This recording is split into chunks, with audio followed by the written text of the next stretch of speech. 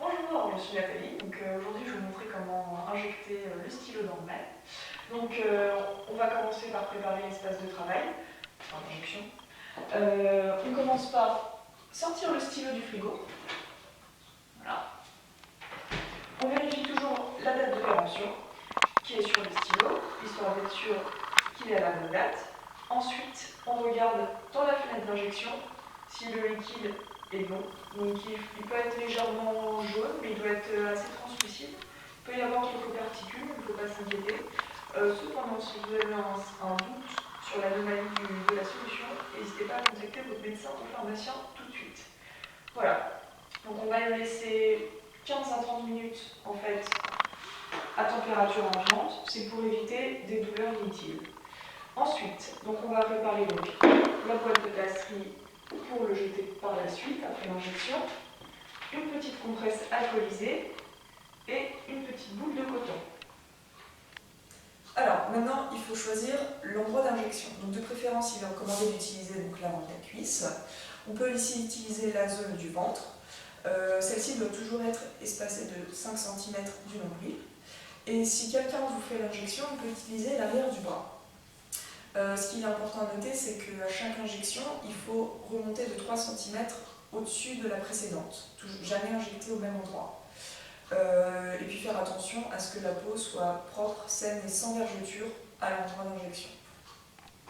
Voilà, donc nous voilà installés pour l'injection. Donc on récupère le stylo, on enlève l'embout blanc dans l'axe. Ça va découvrir l'aiguille qui est donc dans la partie violette.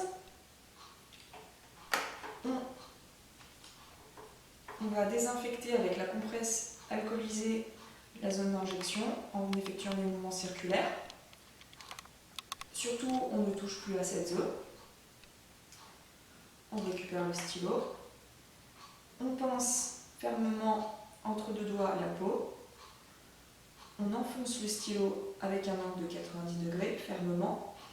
L'embout violet ne doit pas être visible et on forme un creux dans la peau.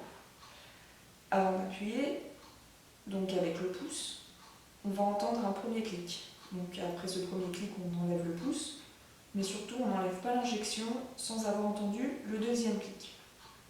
Nous allons procéder à l'injection maintenant. Voilà. On enlève délicatement le stylo.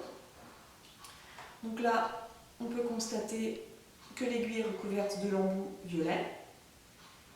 Et la fenêtre d'inspection est entièrement violette, ça veut dire que le produit a été injecté. Si ce n'est pas le cas, surtout contactez votre médecin ou infirmière, mais ne réutilisez pas le stylo. Si vous constatez une petite goutte de sang qui apparaît, vous prenez la petite boule de coton, vous tapotez, surtout sans frotter, et voici. Donc le stylo surtout à ne pas réutiliser, donc on le jette dans un collecteur d'acide que vous pourrez récupérer auprès de votre pharmacien.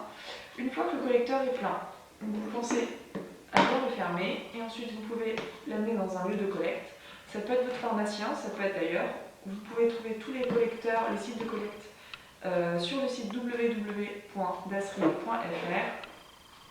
Si vous avez d'autres questions concernant Ambrelle, vous pouvez contacter votre médecin ou votre pharmacien, voire même le numéro destiné à cet effet du laboratoire qui va s'afficher sur votre écran.